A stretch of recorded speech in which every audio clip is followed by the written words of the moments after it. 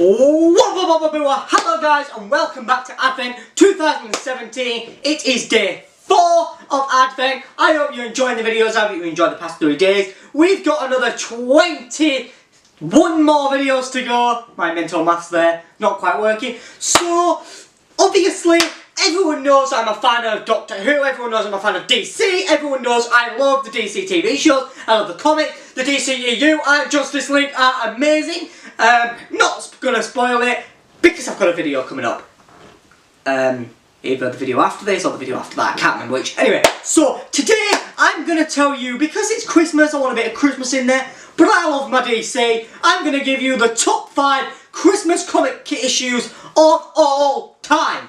So, on to number 5.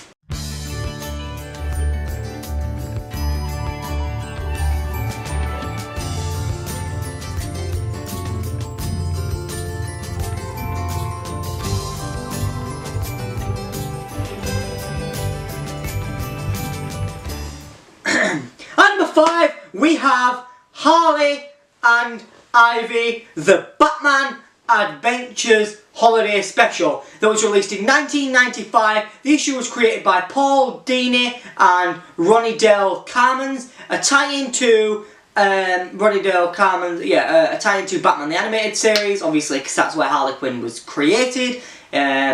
So it was later adapted into an episode actually, which would be cool. If I could find any clips, obviously, yeah. So it was later adapted into an episode.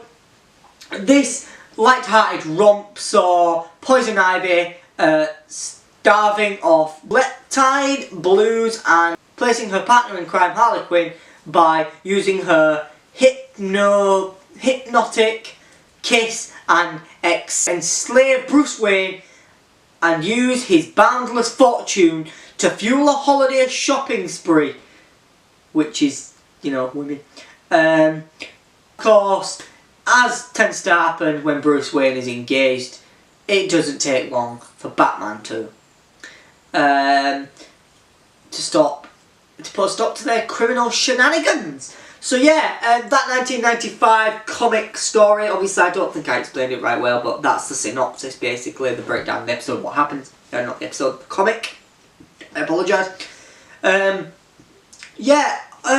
You can tell just from reading that the comic is old because it's quite sexist. You can tell that it's the female villains that are going on a shopping spree and spending all a rich man's money. It's saying that there's a woman that is willing to kiss a guy, gold digger, to get his money to go shopping.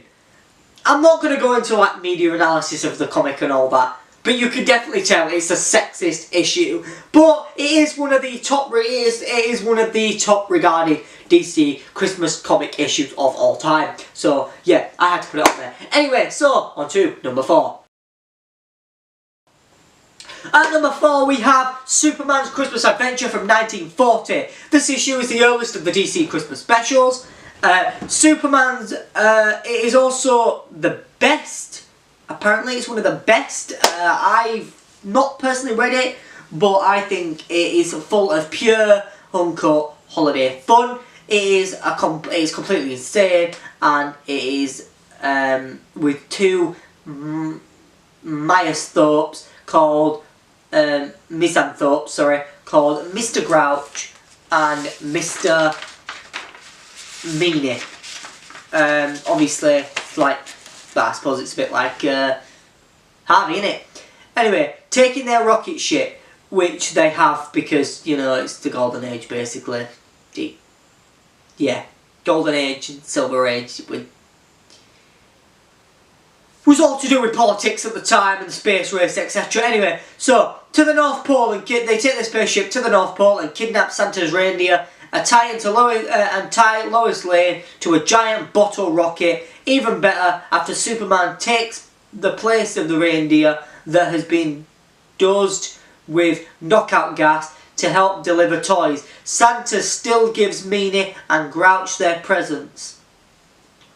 So, yeah, basically no matter how bad you are at Christmas, Santa's going to be there for you. But again, Silver Age, rocket ship, space race, whatever. It's just what they did. Anyway, so on to number 3. So at number 3 we have Yes Tyrone, There Is a Santa Claus. DC Infinitive Holiday Special from 2007. DC's Christmas offerings over the past few years and the past past 10 years I suppose now, it's been pretty hit or miss, but this one is one of the its biggest bright spot of a bunch by far. Checking in at it's 10 pages long. So Kelly Puckett and Pete Woods, obviously I think they wrote it. They bring you the hilarious story of Superman being so moved by a child's letter asking if Santa exists that he decides to play Santa himself to restore his faith, and then resides once Batman shows up on his jetpack and calls him pathetic.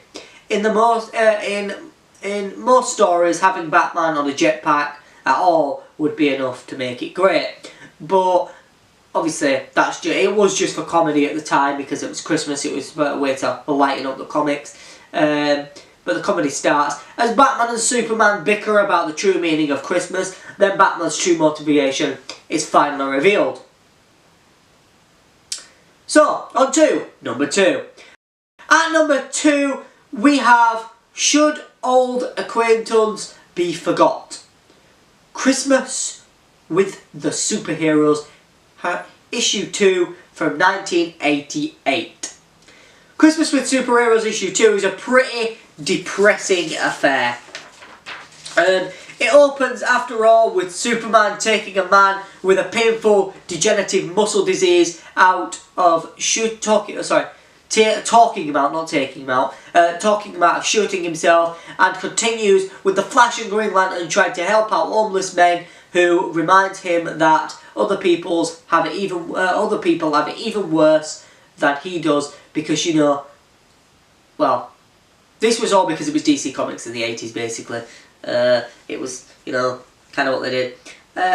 They're all eclipsed anyway. So, however, by the Dead Man story that closes out the book, and what sets to be a part that's actually a pretty it's a good story. Obviously there's a lot in it. It's Superman basically, he and the Justice League trying to obviously save Christmas I suppose, but kind of show the true meaning of Christmas.